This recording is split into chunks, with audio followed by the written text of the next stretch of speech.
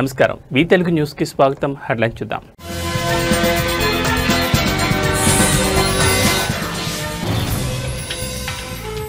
ఈ నెల 15న తెలంగాణ కేబినెట్ భేటీ, హైకోర్టు తీర్పుపై ప్రధానంగా చర్చ.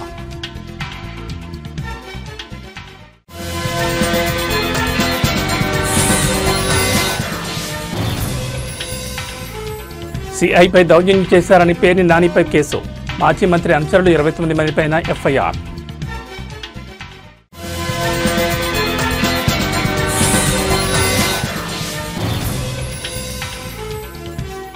అనిల్ అంబానీకి షాక్, రిలయన్స్ పవర్ కీలక అధికారిని అరెస్ట్ చేసిన ఈడీ.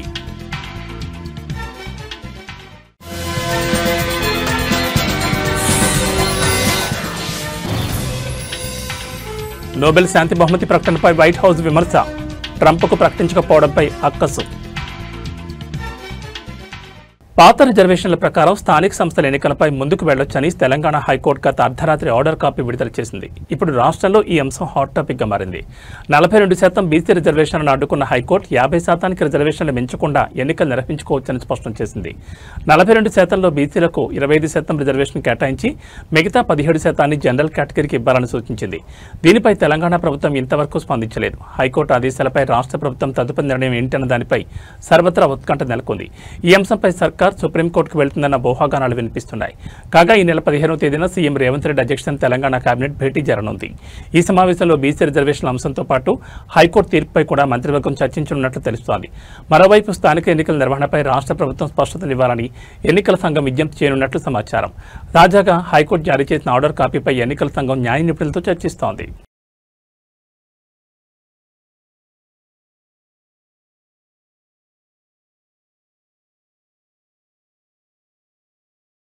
నోబెల్ శాంతి బహుమతిని ఈ ఏడాదికి వెనిజువేలా ప్రతిపక్ష నేత మరియు కోరినా మచాడో ప్రకటించిన విషయం తెలిసిందే. దీంతో ఈ బహుమతిపై ఆశలు పెంచుకున్న అమెరికా అధ్యక్షుడు డొనాల్డ్ ట్రంప్కు నిరాశ తప్పలేదు. ఈ విషయంలో అమెరికా అధ్యక్ష భవనం వైట్ హౌస్ ఓ అడుగు ముందుకేసి ట్రంప్కు శాంతి బహుమతి వచ్చినట్లు మిస్టర్ పీస్ ప్రెసిడెంట్ అంటూ ప్రచారం కూడా చేసింది. తీరా నోబెల్ దక్కకపోవడంతో అక్కసు పెంచుకున్న వైట్ హౌస్ నోబెల్ కమిటీపై విమర్శలు చేసింది.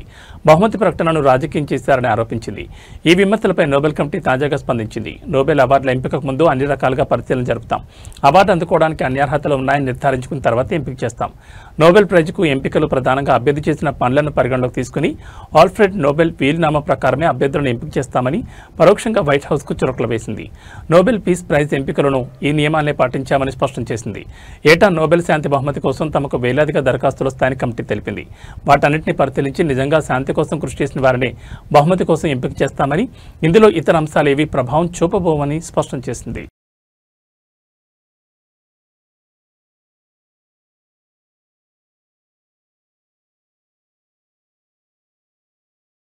ప్రముఖ పారిశ్రామికవేత్త అనిల్ అంబానీకి చెందిన రిలయన్స్ గ్రూప్కు ఎన్ఫోర్స్మెంట్ డైరెక్టరేట్ గట్టి షాక్ ఇచ్చింది. 68 కోట్ల నకిలీ బ్యాంక్ గ్యారంటీకి సంబంధించిన మనీ లాండరింగ్ కేసులో Reliance power limited chief financial officer Ashok Kumar పాల్ను అరెస్ట్ చేసింది. మనీ లాండరింగ్ నిరోధక చట్టం నిబంధనల కింద ఆయనను అదుపులోకి తీసుకున్నట్లు అధికారులు వెల్లడించారు. గత 7 ఏళ్లుగా రిలయన్స్ పవర్లో సీఎఫ్ఓగా పనిచేస్తున్న అశోక్ పాల్ కేంద్ర ప్రభుత్వ రంగ సంస్థ అయిన సోలార్ ఎనర్జీ కార్పొరేషన్ ఆఫ్ ఇండియాకి 68 కోట్లకు పైగా విలువైన నకిలీ బ్యాంక్ గ్యారంటీని సమర్పించారని ఈడీ ఆరోపించింది. ఈ నకిలీ గ్యారంటీలను నిజమైనవిగా నమ్మించేందుకు ఎస్బీఐ, పిఎన్బి వంటి ప్రముఖ బ్యాంకుల పేర్లను పోలిన ఫేక్ ఈమెయిల్ డొమైన్లను సృష్టించి ఉపయోగించినట్లు దర్యాప్తులో తేలింది. అంతేకాకుండా ఫిలిప్పీన్స్లోని మనీలాలో అసలు ఉనికి లేని ఓ విదేశీ బ్యాంక్ బ్రాంచ్ నుంచి కూడా గ్యారంటీ పత్రాలు సృష్టించినట్లు అధికారులు గుర్తించారు. ఈ మోసంలో ఒడిశాకు చెందిన బిస్వాల్ ట్రేడ్ లింక్ అనే చిన్న కంపెనీ కీలక పాత్ర పోషించినట్లు ఈడీ దర్యాప్తులో వెల్లడింది. కేవలం కాగితాలపై మాత్రమే ఉన్న ఈ కంపెనీ ద్వారానే రిలయన్స్ పవర్ తరఫున నకిలీ గ్యారంటీలను ఏర్పాటు చేసినట్లు తేలింది. ఈ ఆరోపణలకు సంబంధించి బిస్వాల్ కంపెనీ డైరెక్టర్ను గత ఆగస్టులోనే అరెస్ట్ చేసినట్లు అధికారులు తెలిపారు. అనిల్ అంబానీకి చెందిన పలు కంపెనీలు 17,000 కోట్లకు పైగా బ్యాంకు రుణాలను దారి మళ్లించాయన్న ఆరోపణలపై ఈడీ ఇప్పటికే విస్తృత దర్యాప్తు చేస్తోంది. ఇందులో భాగంగా యెస్ బ్యాంక్ నుంచి పొందిన 3,000 కోట్ల రుణం, రిలయన్స్ కమ్యూనికేషన్స్కు సంబంధించిన 14,000 కోట్ల మోసంపై విచారణ కొనసాగుతోంది. ఈ కేసుల దర్యాప్తులో భాగంగానే తాజా అరెస్ట్ జరిగినట్లు తెలుస్తోంది.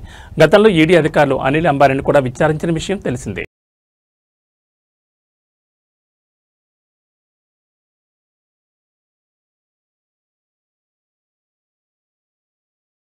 ఆంధ్రప్రదేశ్ మాజీ మంత్రి వైసీపీ సీనియర్ నేత పేర్ని నానిపై పోలీసులు కేసు నమోదు చేశారు. పోలీసు అధికారి విధులకు ఆటంకం కలిగించారని, ఆర్పేట సీఐ యేసుబాబుపై దౌర్జన్యం చేశారని చిలకలపూడి స్టేషన్లో ఈ మేరకు కేసు నమోదైంది. మాజీ మంత్రితో పాటు ఆయన అనుచరులు మరో 29 మందిపైన పోలీసులు ఎఫ్ఐఆర్ నమోదు చేశారు. నిన్న వైసీపీ నేత సుబ్బన్నను ఓ కేసు విచారణ కోసం పోలీసులు పిలిచారు.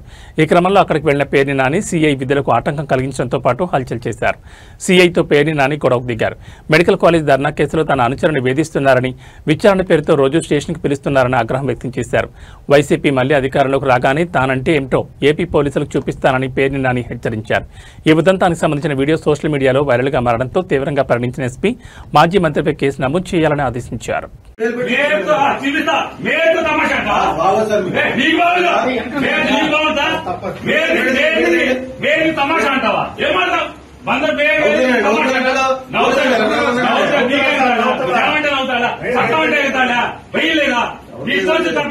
తీసుకుంటారా? రోజు స్టేషన్ వస్తారా? రావట్లేదని అరెస్ట్ చేస్తారా? అదే అబద్ధం లేకపోతే సిసిబుడ్ ఎక్కింది. ఎందుకు వచ్చాడు అందుకు వచ్చాడని మాట్లాడతారు. అందులో చెప్తుంది మాట ఎవరు తెలుసండి అనుకుని నవ్వుకున్నారు వాళ్ళు. నవ్వుకున్నారు వాళ్ళు. ఏం పర్లేదు తెచ్చే రోజు అనుకుని నవ్వుకున్నారండి. అవునండి, నేను అప్పుడు గుర్తుపట్టాను. రోజు వస్తాను కంగారు. ఊరేస్తారేమో అంతేనా?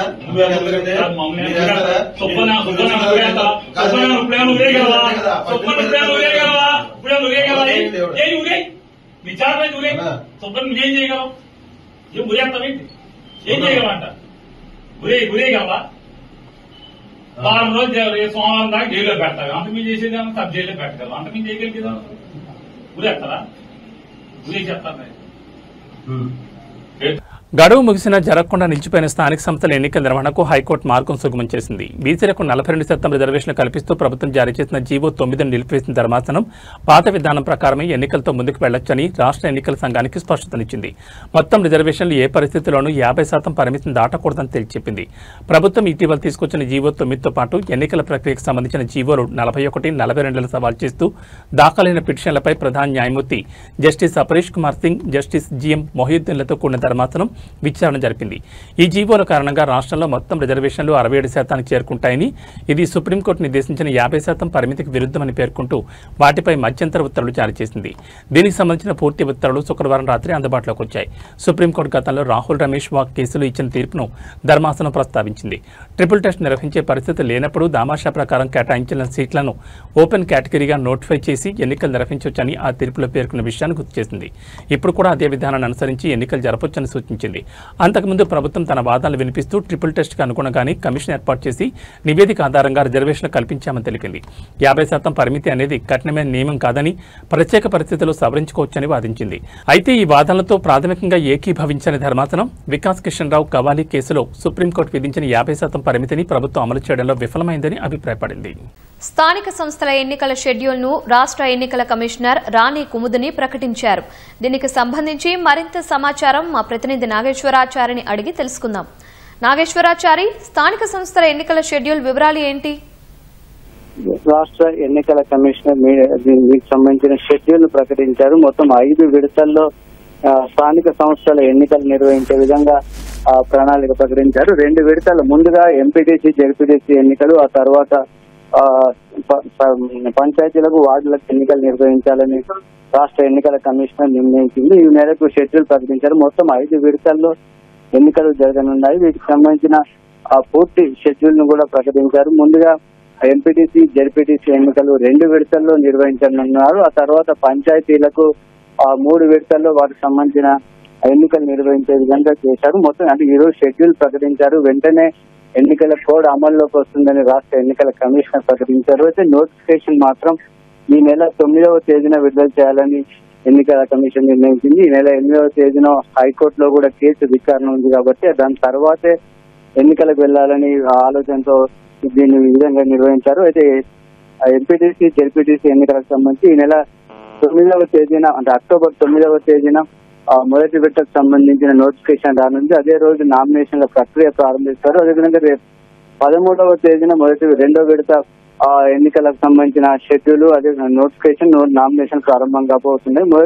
ఆ తర్వాత నామినేషన్లు అన్ని స్వీకరించిన తర్వాత దానికి సంబంధించిన ప్రక్రియ కూడా నామినేషన్ల స్వీకరణ, అదేవిధంగా చివరి గడువు, చివరి తేదీ, ఉపసంహరణ, వారికి సంబంధించిన షెడ్యూల్ అంతా కూడా పూర్తిగా చేసిన తర్వాత మొదటి విడత ఎన్నికలు అక్టోబర్ 23వ తేదీన ఉదయం 7 గంటల నుంచి 5 గంటల వరకు మొదట ఎంపీటీసీ, జెడ్పీటీసీ ఎన్నికల పోలింగ్ తో ప్రారంభం కానుంది. అదేవిధంగా రెండో విడత అక్టోబర్ 27వ తేదీన కూడా జరగనుంది. వాటికి సంబంధించిన ఏర్పాట్లన్నీ కూడా ఇప్పటికే చేసినట్టుగా రాష్ట్ర ఎన్నికల కమిషనర్ ప్రకటించారు. వీటికి సంబంధించి నవంబర్ 11వ తేదీన జెడ్పీటీసీ, ఎంపీటీసీ ఎన్నికలకు సంబంధించిన ఫలితాలను ప్రకటించి ఆ తర్వాత మళ్ళీ పంచాయతీ ఎన్నికలకు సంబంధించిన షెడ్యూల్ ను కూడా వాటికి సంబంధించిన ఎన్నికల నిర్వహణ కోసం చేసే విధంగా ఎన్నికల కమిషన్ వాటికి సంబంధించిన ప్రక్రియ అంతా కూడా చేపట్టారు. వాటికి సంబంధించి ఈ ప్రక్రియ అంతా ముగిసిన తర్వాత పంచాయతీ ఎన్నికలు అంటే వార్డులకు, అదేవిధంగా సర్పంచ్ ఎన్నికలకు సంబంధించిన ప్రక్రియ ప్రారంభించనున్నారు. అక్టోబర్ 17వ తేదీన మొత్తం 3 విడతల్లో పంచాయతీ ఎన్నికలు జరగనున్నాయి. అక్టోబర్ 17వ తేదీన మొదటి విడత నామినేషన్లు, వాటికి సంబంధించిన ప్రక్రియ ప్రారంభం కానుంది. రెండో విడత అక్టోబర్ 21న, మూడో విడత అక్టోబర్ 25న ప్రారంభం కానుంది. వాటికి సంబంధించిన నామినేషన్స్ అన్ని స్వీకరించిన తర్వాత అక్టోబర్ 21వ తేదీన మొదటి విడత ఎన్నికలు, అదేవిధంగా నవంబర్ 4వ తేదీన రెండో విడత, నవంబర్ 8వ తేదీన మూడో విడత నిర్వహించి వాటికి సంబంధించిన ఫలితాలను కూడా వేర్వేరు తేదీల్లోనే చేయాలని వాటిని నిర్వహించారు. మొదటి విడత ఈ నెల 31వ తేదీన మొదటి విడత ఫలితాలు, నవంబర్ 4వ తేదీన రెండో విడత, అదేవిధంగా 8వ తేదీన అంటే వాటిని జరిగిన రోజునే వాటికి సంబంధించిన ఫలితాలన్నీ కూడా ప్రకటించే విధంగా ఎన్నికల కమిషన్ షెడ్యూల్ ప్రకటించింది. కలియుగ ప్రత్యక్ష దైవం తిరుమల శ్రీ వెంకటేశ్వర స్వామివారిని నిత్యం వేలాది మంది భక్తులు దర్శించుకుంటారు. ఈ క్రమంలో తిరుమలలో భక్తుల రద్దీ కొనసాగుతోంది. నేడు శ్రీవారి దర్శనానికి 20 గంటల సమయం పడుతోంది. శ్రీ వెంకటేశ్వర స్వామివారి సర్వదర్శనానికి భక్తులు కృష్ణతీజ గెస్ట్ హౌస్ వరకు బారులు తీరున్నారు. క్యూ లైన్లోని భక్తులకు శ్రీవారి సేవకుల ద్వారా అన్నప్రసాదం, పాలు, త్రాగునీరు అందిస్తున్నారు. నిన్న శ్రీవారిని 74,468 మంది భక్తులు దర్శించుకున్నారు. 26,878 మంది తలనీలాలు సమర్పించుకున్నారు. శ్రీవారి హుండీ ఆదాయం 3.86 కోట్లు వచ్చిందని టీటీడీ అధికారులు తెలిపారు. భక్తులు వివిధ రాష్ట్రాల నుంచి భారీగా తరలివచ్చారు. నిరంతరం కొనసాగుతోంది భక్తజన ప్రవాహంతో సామాన్య భక్తులకు స్వామివారి దర్శనం కష్టంగా మారింది. ఈ మేరకు టోకెన్లు లేని భక్తుల దర్శనానికి సుమారు 24 గంటల సమయం పడుతోంది. బ్రహ్మోత్సవాల సమయంలో రద్దీ పెరిగింది. ఇంకా ఆ రద్దీ అలాగే ఉంది. తిరుమల వీధులన్నీ భక్తులతో కిటకిటలాడుతున్నాయి. అన్ని కంపార్ట్మెంట్లు భక్తులతో కిక్కిరిసిపోయి శిలాతోరణం వరకు భక్తుల క్యూలైన్ ఉంది. మాడ వీధులు గోవింద నామ స్మరణలతో మారుమోగిపోతున్నాయి. తమిళనాడుకు చెందిన ఎక్కువ మంది భక్తులు తిరుమలకు చేరుకుంటున్నారు.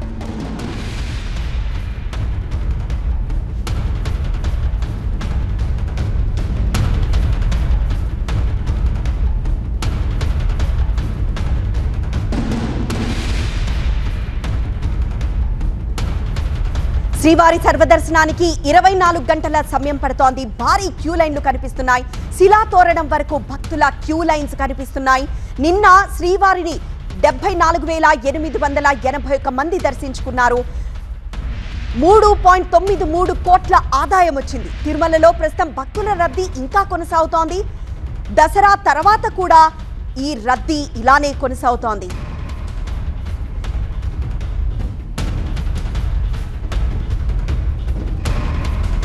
నెల్లూరు సిటీలోని వైఎస్ఆర్ కాంగ్రెస్ పార్టీ కార్యాలయంలో మాజీ మంత్రి కాకాని గోవర్ధన్ రెడ్డి మెడికల్ కళాశాలల ప్రైవేటీకరణను వ్యతిరేకిస్తూ కోటి సంతకాల సేకరణ ప్రజా ఉద్యమం పోస్టర్ను ఆవిష్కరించారు. ఈ కార్యక్రమంలో ఎమ్మెల్సీలు, మాజీ ఎమ్మెల్యేలు పాల్గొన్నారు. రాష్ట్ర ఆస్తులను ప్రైవేట్ పరం చేయడాన్ని వైసీపీ వ్యతిరేకిస్తోందని కాకాని అన్నారు. అక్టోబర్ 10 నుంచి నవంబర్ 22 వరకు 42 రోజుల పాటు అన్ని గ్రామాలు, పట్టణాల్లో ప్రజల నుంచి సంతకాలు సేకరిస్తామని ఆయన తెలిపారు.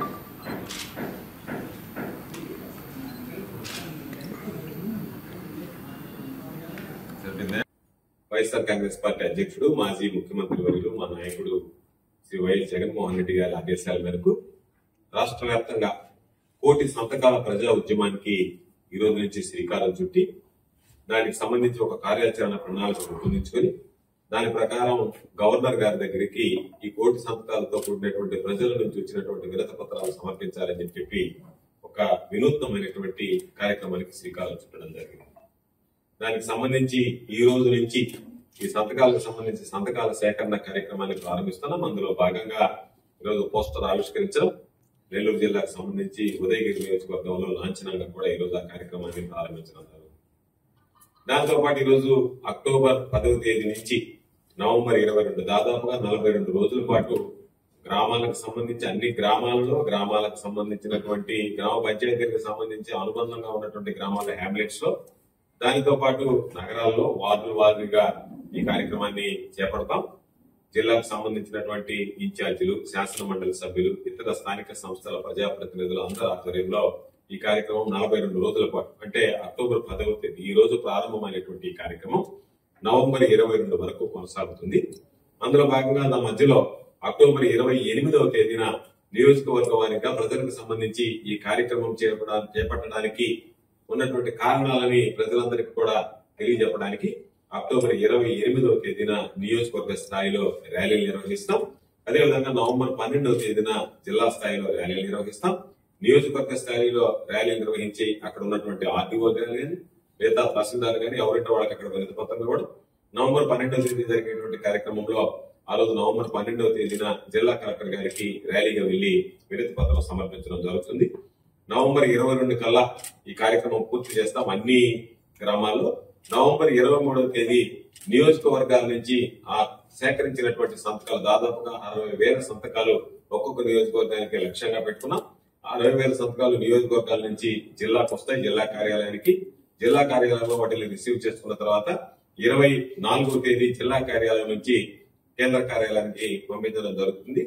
దీని వెనక ఇప్పటికే అనేక రకాలైనటువంటి డిమాండ్లు ఈరోజు తీసుకురావడం జరిగింది ప్రభుత్వానికి.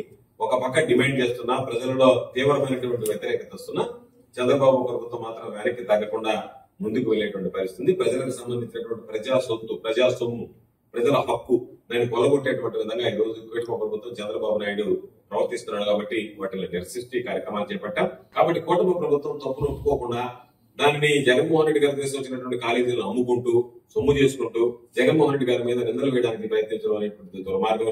దీన్ని ప్రజలు హర్షించరు. అందులో భాగంగా ఈ రోజు ఏదైతే ప్రజలకు సంబంధించినటువంటి ఆస్తి, వేల కోట్ల రూపాయల భూములు, వేల కోట్ల రూపాయలకు ఇప్పుడు కట్టినటువంటి కట్టడాలు, వీటన్నింటినీ ప్రైవేట్ పాలు చేస్తాం, ప్రజలకు పేద విద్యార్థులకి వైద్య విద్య దూరం చేస్తాం, ప్రజలకు వైద్యం దూరం చేస్తాం అన్నట్టుగా ఈ ప్రభుత్వం ప్రవర్తిస్తుంది. కాబట్టి దాన్ని ఖండిస్తూ ప్రభుత్వ రంగంలోనే, ప్రభుత్వ ఆధీనంలోనే ఈ మెడికల్ కళాశాలలు నడవాలి తప్ప ప్రైవేట్ వ్యక్తులకు ఇవ్వడానికి లేదు. ప్రైవేట్ వ్యక్తులకు ఇస్తే ప్రజలకు అనుకున్నటువంటి స్థాయిలో ఈరోజు ఆ వైద్య సేవలు అందవనేటువంటి లక్ష్యంతో మెడికల్ కాలేజీలు ప్రైవేటీకరణ నిరసిస్తున్నాం. అన్ని పార్టీలు, అన్ని విద్యార్థి సంఘాల దగ్గర నుంచి, ప్రజా సంఘాల దగ్గర నుంచి, పౌర హక్కుల సంఘాల దగ్గర నుంచి, మేధావుల దగ్గర నుంచి అన్ని రకాలైనటువంటి వాళ్ళు వ్యతిరేకిస్తున్నా చంద్రబాబు మాత్రం ముందుకు వెళ్లేటువంటి పరిస్థితి కనిపిస్తుంది. కాబట్టి చంద్రబాబు నాయుడు చేస్తున్నటువంటి ఈ వింత ధోరణి, విచిత్రపు పోకడలు, అవినీతి అల్వాలంగా మారినటువంటి ఆంధ్ర రాష్ట్రంలో ఉన్నటువంటి ఈ కార్యక్రమాలను అడ్డుకోవాలనేటువంటి లక్ష్యంతో జగన్మోహన్ రెడ్డి గారు దీనికి సంబంధించి ఒక సుదీర్ఘమైనటువంటి ఏదో మాట్లాడటం, చేయడం, వదిలేయడం కాకుండా ఒక సుదీర్ఘ కాలంగా ఈ ఉద్యమాన్ని చేపట్టి ఈ ప్రభుత్వం మీద ఒత్తిడి తెచ్చి చంద్రబాబు మెడలు వచ్చి ప్రైవేటీకరణని విరమించుకునే దాకా పోరాడాలనేటువంటి నిర్ణయం తీసుకున్నాం. అందులో భాగంగా ఈరోజు అంచెలంచెలుగా ఈ కోటి సంతకాల సేకరణ ఉద్యమానికి సంబంధించి ఈ రోజు జిల్లా కార్యాలయంలో పెద్దలందరి సమక్షంలో శ్రీకారం చుట్టడం జరిగింది.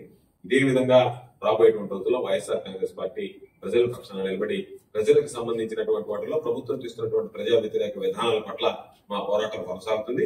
మెడికల్ కాలేజీల విషయంలో మా పోరాటం కొనసాగుతుందని చెప్పి ఈ సందర్భంగా స్పష్టం.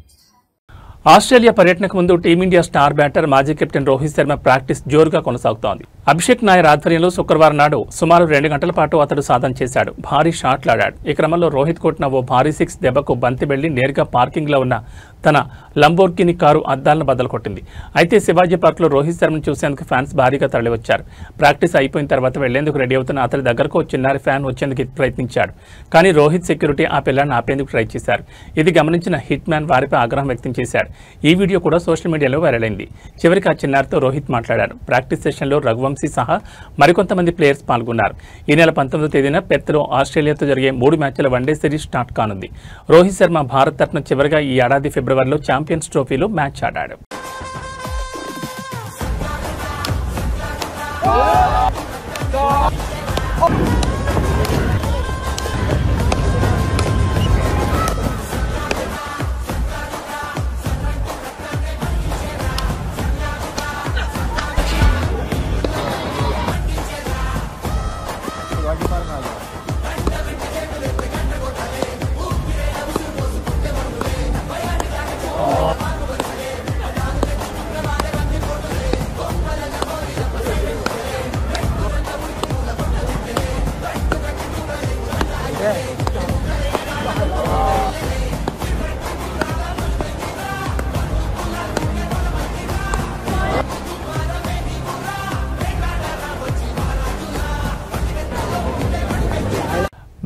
మ్యాడ్ స్క్వేర్ ఆయ్ వంటి హిట్ చిత్రాల ద్వారా హీరోగా మంచి గుర్తింపు పొందిన నారిన నితిన్ వివాహం హైదరాబాద్ శివారు శంకర్పల్లిలో లక్ష్మీ శివానితో అత్యంత వైభవంగా జరిగింది. నితిన్ బావ మ్యాన్ ఆఫ్ మ్యాసెస్ ఎన్టీఆర్ తన భార్య లక్ష్మీ ప్రణీత్తో కలిసి అతిథులను ఆహ్వానించడం వివాహ వేడుకలో ప్రత్యేక ఆకర్షణగా మారింది. ఇందుకు సంబంధించిన వీడియో సోషల్ మీడియాలో వైరల్గా మారగా నితిన్కి ఎన్టీఆర్ ఎలాంటి గిఫ్ట్ ఇచ్చి ఉంటాడని అభిమానులు చర్చించుకుంటున్నారు. వధువు తల్లిదండ్రులకు విక్టరీ వెంకటేష్ ఫ్యామిలీతో బంధుత్వం ఉంది. ఇక నితిన్ కెరీర్ పరంగా చూసుకుంటే ఈ ఏడాది జూన్లో శ్రీ శ్రీ శ్రీ రాజావారితో ప్రేక్షకుల ముందుకు వచ్చాడు. ప్రస్తుతం పలు కొత్త చిత్రాలు చర్చల దశలో ఉన్నాయి.